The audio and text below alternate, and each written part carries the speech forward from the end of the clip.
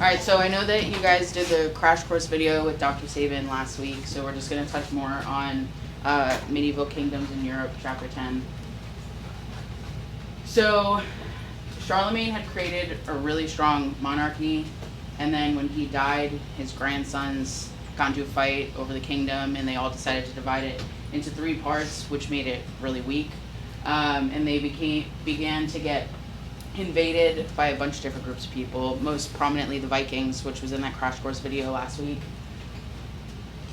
During the 9th and 10th century, Europe was overrun. Vikings, pillage the village. We all know that from Vikings. They burnt down monasteries and stuff. All their motivation was for gold, right? They didn't care about the religious aspect so much. They cared more about getting gold and starting settlements. Eventually, Vikings intermarried and became a big part of the English and European culture because they intermarried. A lot of them converted to Christianity, which is why there's a lot of there's not a lot known about Viking history. We know some stuff, but a lot of the stuff, like Dr. Sabin said last week, was written much after the height of their invasions. Like I said, Europe was divided. And so because the empire was so weak, all the peasants, they turned to the nobles for protection. So this is where we get feudalism. So feudalism is the political and social order that developed during the Middle Ages when royal governments were no longer able to defend their subjects. So the way that it worked was someone would pledge their loyalty to their lord, and that would be a vassal. So a knight could pledge their oath to a king, and they would be a vassal. But a peasant could also pledge their oath to a lord and be a vassal. So you guys see here. So pretty much anyone that pledges their life essentially to someone higher than them, they're called a vassal, so you guys know. But it went in levels. So the church and the king was the highest, and the king would say that he was a vassal to God.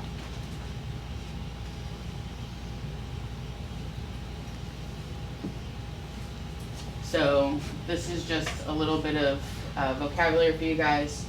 So vassals, nobles, knights, serfs, and fiefs. So when a noble when someone higher up than a peasant would pledge themselves to a noble or a king, they would bestow upon them a fief, which was just pretty much just like land. And land was the biggest thing that you could get back then, because if you had land, you had power, because you could grow stuff and make money, or you had control of the people that lived on the land. You guys are going to get all this, a PDF on your online, so this is just a reference for you guys.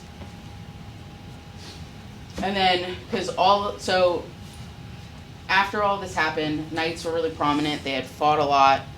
They were really, really versed in combat, and they all were kind of just like rich young guys that had a lot of money and no responsibility.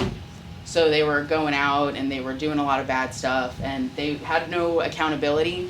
So the church created this concept of chivalry to try and get them to like stay in line and stop being pains in the butt, pretty much. So you guys need to know the 3 most emphasized parts of chivalry, which is bravery, loyalty, and generosity. So like they had to treat women kindly, and if they like kidnapped someone or took someone hostage in like a fight, they would have to treat them well. They couldn't just throw them in a dungeon and beat them. So like I said, you guys are going to have a PDF. So these are things that you guys need to consider. What weakened Europe after Charlemagne's death, what helped Vikings invade successfully, why was land most important, and what are the 3 features of chivalry. All right, so lesson 2. So while a lot of these invasions were going on and feudalism was reigning supreme, Europe's population started to boom, and a big part of that was because the revival of trade, which money, and the growth of cities, but also a big part of it was agriculture. So a lot of these properties, they were cutting down all these trees to make bigger farms. There was more agriculture, and there was like new technologies. So I think it's Karuka, that's what you say, right? So it was this big plow essentially that had wheels, and it was pulled by ox, but it was kind of, like the most elite farming technology of its time, and it allowed for farms and peasants and manors to till the land very, very efficiently. But a big reason why this became such a big part of this time period was because the iron that made the plow part was so expensive that like whole villages essentially would get together to raise the money to buy it, and then they would all use it. So it created towns because everyone needed to work together. And they changed their method too. They used to do like one field, grow, let everything die to retain the soil, and then go to another field. But then they switched to a three plot rotation. It's not very interesting. But so they would do one and rotate, so they were able to get more crops in a shorter amount of time. So because of feudalism, the economic system of like mannorism or manorial system, which essentially meant that the lord that owned the land and lived in the castle, the estate that he lived on, all of the peasants and stuff, obviously they worked the land and whatever, but as the communities got bigger and bigger and bigger, it just became essentially like a business. So the serfs worked the land, they paid, I'll show you in the next, I think it's the next slide, yeah. So the serfs worked the land, they paid rent to their lords, and they farmed the land for them. They didn't literally pay money, but they would give them parts of like what they grew or like what they raised. So whether it be like animals or for meat or plants. But again, this will be in your PDF, so this is a good reference for you guys to look at. But so like this would be a manor. So you have the fields. So this is the 3-field rotation. The lord is up in their castle, and then a lot of the rest of these properties are what and eventually become like towns and cities. There's like blacksmith and all that stuff, but it's where all the peasants are living. And then, so serfs, like I said, they had to give labor services, pay rent, and because they lived on the lord's land, they were subject to the lord's rule.